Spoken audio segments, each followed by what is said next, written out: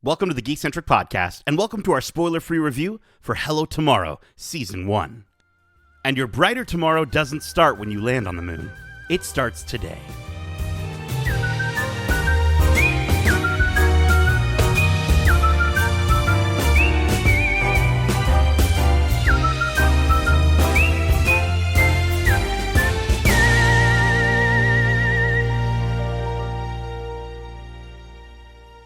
Hey there, my name is Nate, and this is our spoiler-free review for Season 1 of the Apple TV original series, Hello Tomorrow. Huge thanks to our friends at Apple for giving us the opportunity to watch this series early for review. If you're joining us for the first time, we are Geekcentric, a podcast focusing on the world of movies, TV shows, games, toys, and collectibles, and all things geek-centric. Now, I'm stoked to get into this review, but just before I do, I want to let you know, if you're like us and you love the world of Star Wars, we currently have our Watch Club for Star Wars The Bad Batch Season 2 with weekly breakdowns every single Wednesday. And if you've been infected with a passion for all things The Last of Us, we also have our weekly Watch Club for that series, which goes live right here on your podcast service of choice every single Wednesday, right after the episode wraps at 10 p.m. Eastern Standard Time. So go check those out. Go enjoy if you want to hear our thoughts and theories and just our overall impressions of those shows. There's some really great conversations happening in our Watch Clubs. But with that out of the way, let's get to this review. Joining me for this rocket ship trip to the moon, where all our dreams will come true, we've got the jazziest jitterbug this side of Jupiter. He's Justin, the lunar-loving Lawrence. Hey, how's it going? Hey, I came in with like a bit of an Italian feeling accent right there. I was going for more of a 50s, 60s New Yorker style, to be fair. But if that doesn't work for you, how about how good day to you, sir? Okay, yeah. Is that a little more appropriate? Yeah, dude. How are you doing? I'm intrigued to get into this review and talk about our feelings on how it worked out. But Justin, I did get a chance to sit down with one of the cast members from this show, Duchesne Williams, fellow Canadian Duchesne Williams, and I talked to him, and we did a really good interview. You can catch on our YouTube channel, youtube.com/geekcentric. But I asked him a very specific question. I asked him, what would convince him to move into a duplex on the moon? What would he need from Earth in order to convince him? And before we get into this review, I want to know, what would you need to convince you into a duplex on the moon? Oh, okay. Okay, I think, given that my family will probably be there, my wife. They're all there. I'm talking of course. more. That's a non-negotiable. Yes. Yeah, things. Okay, so I'm gonna need a PS5. Okay. I'm gonna need some sort of gaming console for sure. Okay. I'm gonna need an office, a studio space, so I can do stuff and hopefully still make Geekcentric stuff from the moon. From the moon. And I think I'm going to need to be able to have some weed up there, too. I'm just going to say it. A dispensary? If I can't, or at least grow my own. Okay. I'll become the dispensary on the there moon. You go. Who knows? Apart from that, I guess, I don't know. I'm big on food, but there's nothing that I would be like, oh, I need that kind of food up there. I need that kind of beverage or something like that. I guess if I go to the moon, they don't got pizza, then I'm going to be pissed. You know what I mean? But I'm pretty sure the moon's going to have pizza if there's a community. You're up there hawking the devil's lettuce, if you will, and all those people would be really mad at you, I'm sure, until they tried it and realized they can get even higher than the moon. There's your slogan right there. Dude, come on. Let's do it. I'm down. For me, I went a little more simple. I just said high-speed internet. I just need high-speed internet. I'm no astrophysicist, Justin, but I think would it be faster? Would internet be faster on the moon? Because the satellites are right over there sort of thing? I'm not even going to begin to try to understand if the internet would be faster on the moon. I'm sure if you had satellites, there might need to be a whole infrastructure that needs to be put in place for it. I couldn't tell you if it'd be faster, but I guess you're one for the simpler things. The more just a good internet connection in an empty room. I'll borrow your PS5. I'll get you so high that you won't even realize it's gone, and I'll just take it from you. There you go. But listen, let's get to this synopsis for this show. People wondering, listen to this, never even heard of Hello Tomorrow. They're like, what the heck are these guys talking about? People on the moon. Hello Tomorrow is set in a retro future world and centers on a group of traveling salesmen hawking lunar timeshares. Billy Crudup stars as Jack, a salesman of great talent and ambition whose unshakable faith in a brighter tomorrow inspires his coworkers, revitalizes his desperate customers, but also threatens to leave him dangerously lost in the very dream that sustains him. It's really well written. The show stars Billy Crudup, Hanifa Wood, Alison Pill, Nicholas Padani, Hank Azaria, Susan Hayward, Matthew Maher, Michael Harney, and Duchesne Williams. The show is streaming right now with its first 3 episodes already out on Apple TV Plus, with episodes releasing weekly every single Friday. Now, Justin, I think this show, it has a very solid sales pitch. But before we sign on the dotted line, let's get to what worked, what didn't work with this first season. And I want to kick it off with world building. I think this show, we even just mentioning in that description there, taking place in this retro future. We got this sort of, postmodern American 50s, 60s sort of diner look to everything is so well done. You got your Jetsons vibes. Some of the robots in it were very like Fallout looking. And I love seeing them all over the place, like whether they're leading, they're at the bar, they're cleaning the lawn or what have you. And I also love that, while the show is showing us all this like futuristic technology, it's designed in a way that it still looks really old. And like they have FaceTime, but it's still black and white.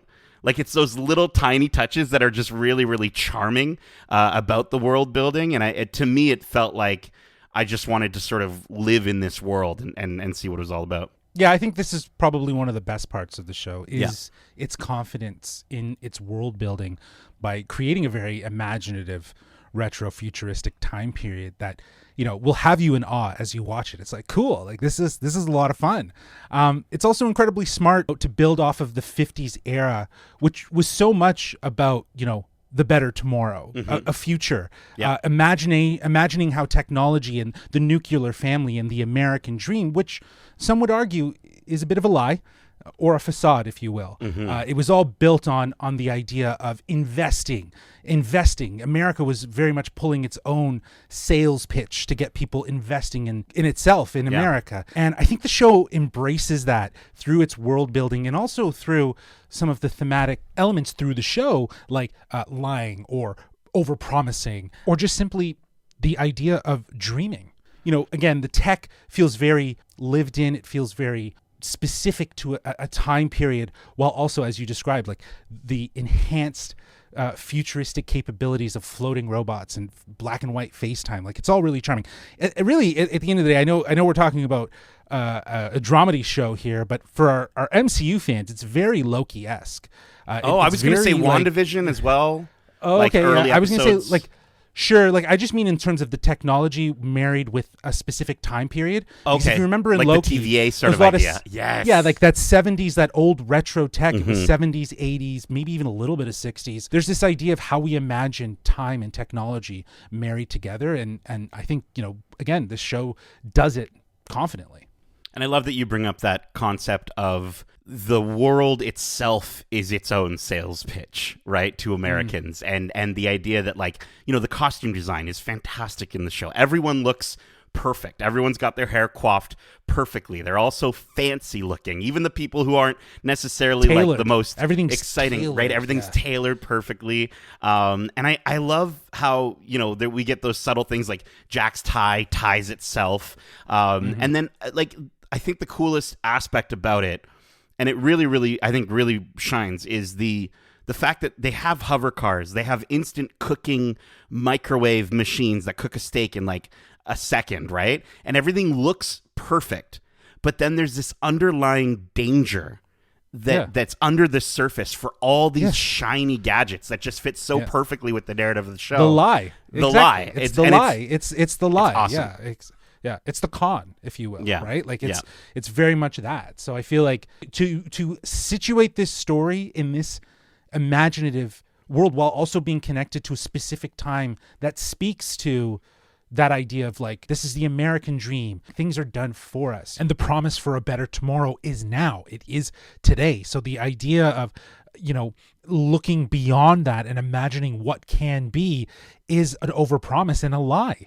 And I think it also even speaks to that concept of like, no matter how much you have, you'll always, want more. And the idea that they have all this stuff and like all that's really being described to them or sold to them, these people that are in this town, are a lot of the same things, but on the moon. And so somehow that is a better thing for them than what they have here.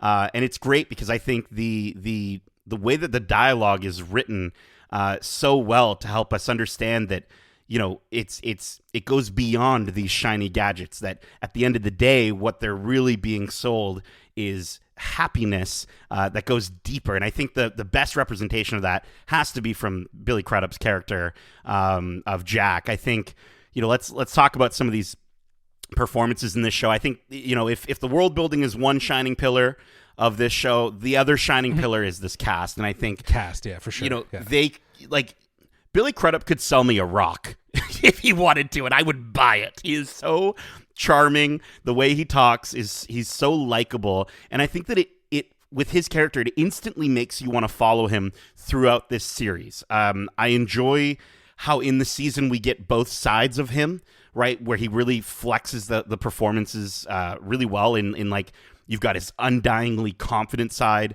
but then you also see the cracks in his character.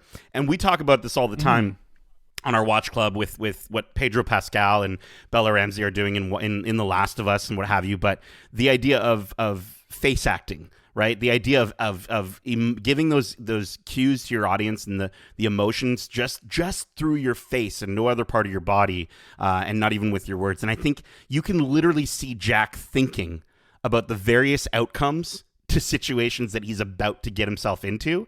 And it's absolutely fantastic. Yeah, I think it goes without saying, Billy Crudup is outstanding in this show. And he is so much of the likable, charming 50s style salesman that you would expect. He embraces it so well.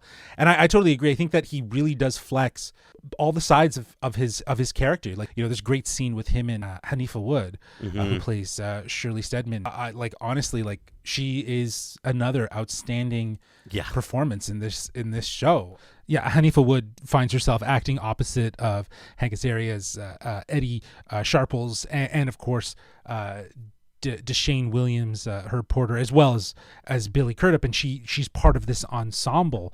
And I just love that, in every scene that she acts, either with the cast or on their own, she just owns the scene. She acts with such intent in every moment that she delivers. Well, she's like the glue that holds the group together, right? She's the only one on this show that seems to have a straight head on her at all times.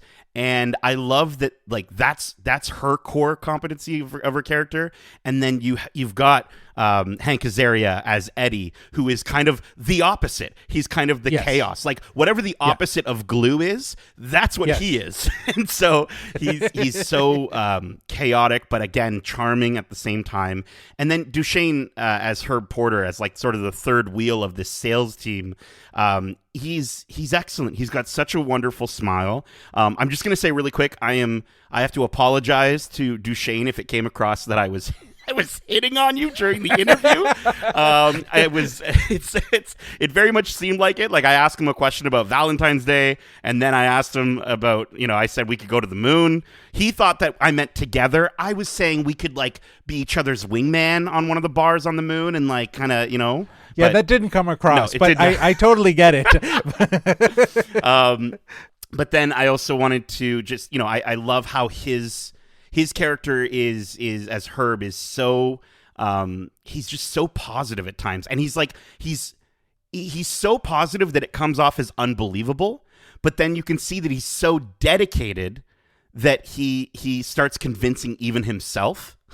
You're literally seeing this guy just straight up glass half full in every situation. And his interactions with Susan Hayward as Betty, who he calls Bun Bun, are really funny, and it's great to see them team up in the show.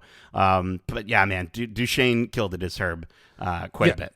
You know, you're not wrong to say that he has a charming smile, and I think that's very fitting for obviously the door-to-door salesman mentality, right? Yeah. So I think it really worked in his favor. I think his character, there's a lot going on there. There's there's a sense of confidence that he needs to kind of figure out as he navigates, I guess, kind of feeling like the new one or something that he has to prove among this team. And to your point, I think, Shirley very much is able to steer him and give him the right amount of mentorship. And, while Jack is kind of putting out fires, if you will, throughout the other things. But I got to say, Alison Pill was fantastic. She plays Myrtle Mayburn, and she acts opposite of Matthew Maher's Lester. Which, if you're a fan of... what was that show that came out with him in it recently? Oh, Our Flag Means Death. Yeah, if you're a fan of Our Flag Means Death, he's also fantastic in that show, and he plays quite the opposite of that character. He's very much like a very sort of he's almost like a Dwight Schrute in a way, kind of. Yeah, no, for sure. I will say, as I was mentioning before, there's this theme of lying that kind of plays throughout this series, and I will say Alison Pill's character Myrtle and Matthew Maher's character Lester, they're very much the truth seekers in this series. They're just sort of wanting to get to the bottom of it. And I got to say, man, they're so well acted off of each other, and Alison Pill she delivers, man. Oh yeah. I could see her getting a Best Supporting Actress Emmy nom for just her performance in this, because if anything, I was incredibly intrigued with her desire and her passion and her motivations to kind of get to the moon, if you will. And they could have played her character as I'm happy they didn't, but you see it a lot of times with this type of character, of this sort of almost they could have played her as more of a Karen. They could have played her as a character that you don't want to necessarily root for. But I think that's one of the nice things about this show, is that there wasn't really sides in the show. I never really felt at any time that I was like, well, I want this character to succeed and this one not to. For the most part, there is one character played by W. Earl Brown, plays Big Fred, who I could see people not rooting for that guy. But for the most part, everyone sort of felt like they were on even ground. And everyone has motive. Yeah. And everyone acts with intent. I think that the biggest thing that I could say about what the writing does do well here is it does present these actors with material that allows them to act with intent and portray the characters the way they see them and the way it makes sense for them. And and again, they could play them super comedic, like villain, the dual villains, right? Kind of off each other, but they don't. They really do give you these characters that you also want to root for. And speaking of a character that you want to root for, just to kind of wrap up on performances, but Nicholas Padani is the heart of the show, right? I think he's as Joey, he is kind of he's the one you want to root for the most. He's in such a dire situation in the show, and he's such an underdog character. But I love that we do get a full arc out of his character in the show. We do get to see kind of a full side of him, or at least that's how I felt. I don't know. You didn't feel that way? I was not over the moon. Oh no! This kid. I think that again, I can understand the motives and the intent. I just don't know if his story was entirely necessary, given how many other storylines are really going on. But above everything else, his acting just didn't feel authentic. Okay. I think if anyone out of all of these performances, he felt like he was acting the most. And when you think of this cast of Billy Crudup, Hanifa Wood, Hank Azaria, Alison Pill, Deshane Williams, and Matthew Maher, it's just all of their characters felt very authentic. Even Jackie Weaver as Barbara Billings was outstanding and felt very nuanced to herself. They just feel all very authentic. See, I think the interesting thing about that, though, is we're talking about a group of characters where, for the most part, again, outside of Matthew Maher and Alison Pill's character, for the most part, they're performing for a lot of the show. They are performing in a lot of the show. And so to have this character that, you're right, and I didn't quite get this, but I can see how if you are watching this character go from having to, be this really honest character into hopefully eventually kind of getting some of that performative aspect from the other characters and sort of learning as he goes, I could see how maybe there wasn't enough differentiation between those his performance in those moments of his arc. So I guess I get that a little bit. But listen, let's get into the narrative. Let's talk about the overall sort of plot. And I think this is where we're going to start to maybe go down a little further for me, at least, maybe for yourself as well. I think the only part of the series that sort of was a little upsetting for me, just because it's just say it, man. Such a good just setup. It's don't try to. It's the overall pacing, and I'm literally doing the thing that I didn't enjoy that the show was doing, was stringing you along as I try to avoid saying this, but. I binged the show, right? We got all 10 episodes, half-hour episodes, and it still felt like it was a little too long, which is crazy because, again, half-hour episodes, you think they would fly by, but you have this fantastic cast who's delivering some incredibly fantastic dialogue in each scene, right? So it's not that, like, in each scene I was getting bored, but it just stretches itself a little too thin. You didn't care, though. It didn't have perspective. It didn't have a point of view. It has so much going on for itself that it doesn't really stick to any one point of perspective. And it took way too long. I think, again, it doesn't take away from the outstanding performances that we got. We just talked about that and how everyone acts with their heart. That, coupled with the great world building that this show does, it looks like it's going to be a success, but I just don't know if the overall story being paced over 10 half-hour episodes was the right approach, because I don't think we were able to really stick to any one notion or narrative that helped drive this series. So yeah, I don't know if that's, I'm trying to go spoiler free here. Of course. Things, but I will say, like, as much as I struggled with caring about the story, there is the fantastic cast, and the part that I appreciate the most is that at its core, Hello Tomorrow does keep this theme about, as I was mentioning before, about lying and liars. Yeah, you know what I mean, and relating that back to the time period and its retro tech vibes, with also just the idea of the 50s and being a salesman and going door to door and all of this sort of these layers of lying, and everyone's lying to someone, lying to customers, lying to loved ones, and how we see it sort of manifest itself throughout is interesting. But because we were moving around from so many different characters, I think this is where the ensemble cast kind of hurts the story, because there's so many perspectives and so many interesting storylines that we're not sticking to one. You described Jack's character really well, when you were talking about Billy Crudup, and I think that his perspective and his point of view is probably the most interesting, and I think he is the heart and the anchor of this story. So maybe just really focusing on his perspective through this narrative might have been better, because as much as the ensemble cast works for it and everyone performed really well, I think it distracted from the series having a point of view.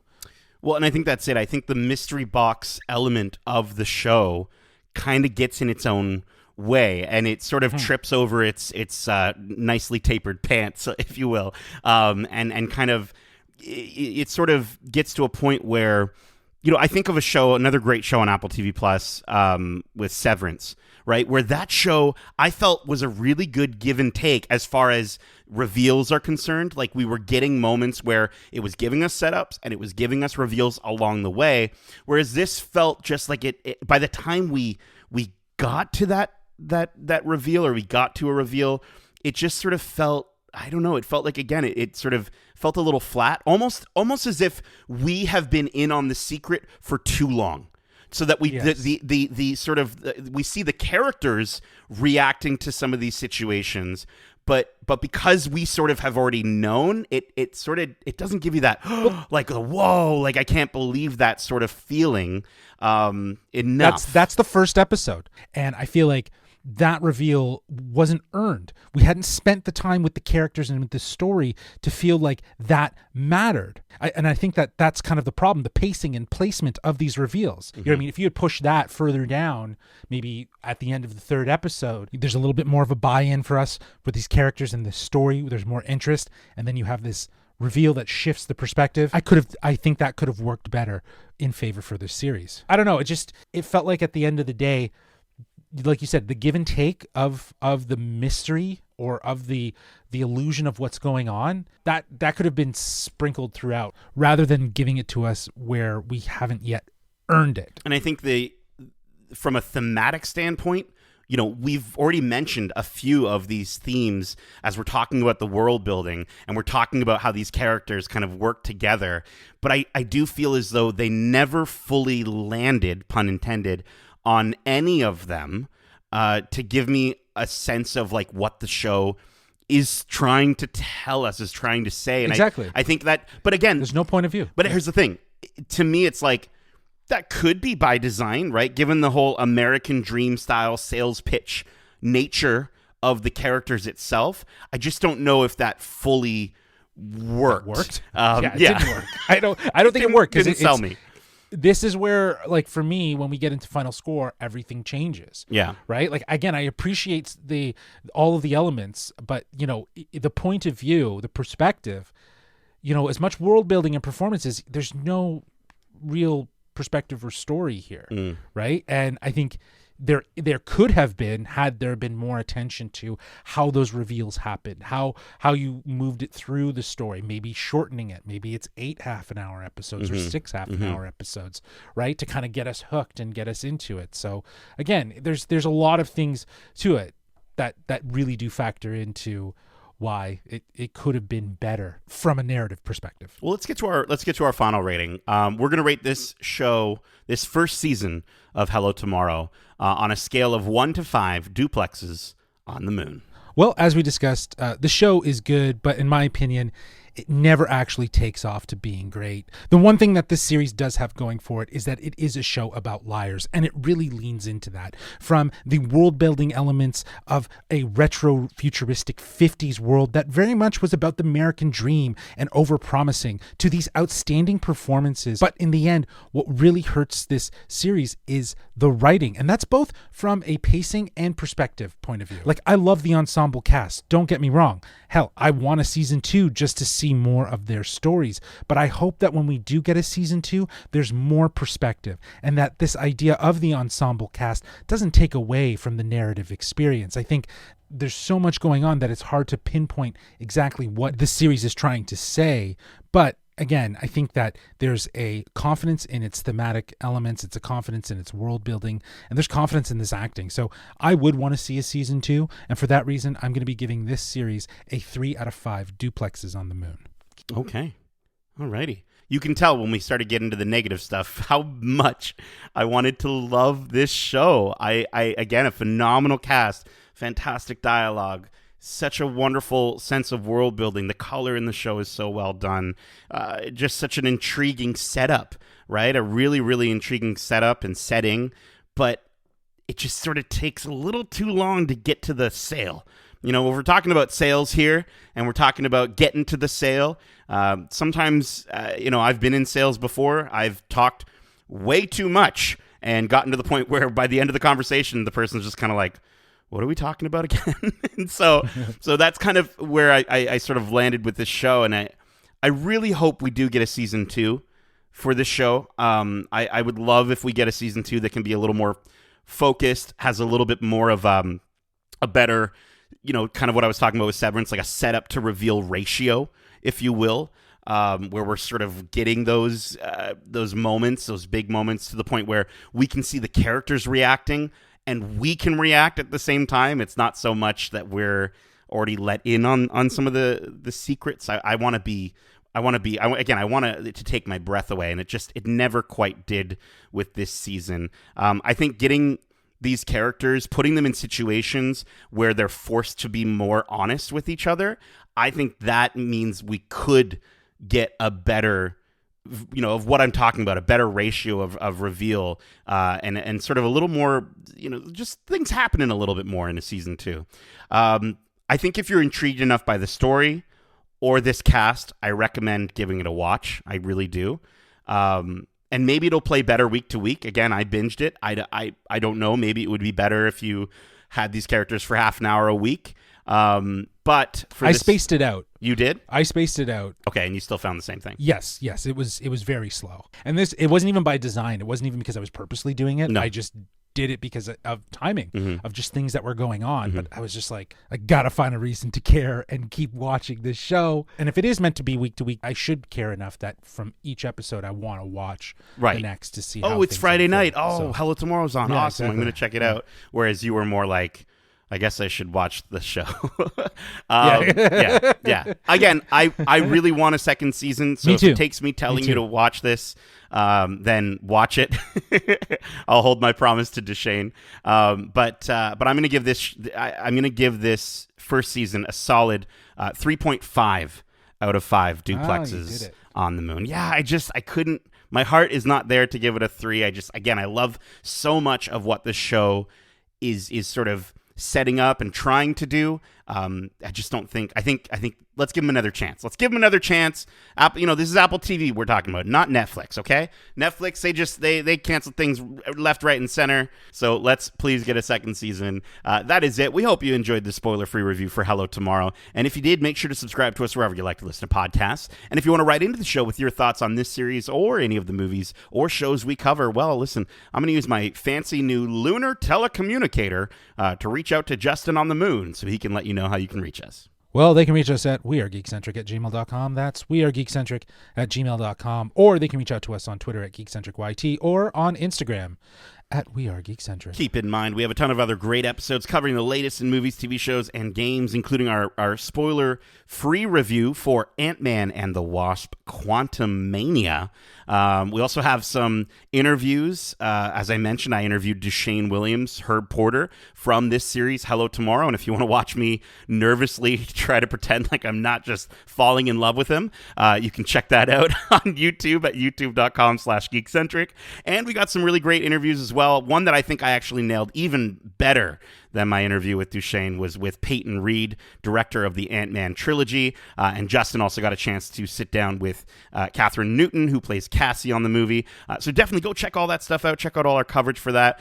We got a reel that you can check out that Justin put together on our Instagram or on our TikTok of the red carpet premiere event in Toronto for Ant-Man and the Wasp: Quantumania.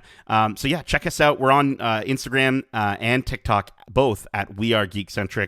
Some really great clips that Justin's been putting together. Justin, thank you so much for joining me for this review to the moon and back. And as we say, love ya. Peace.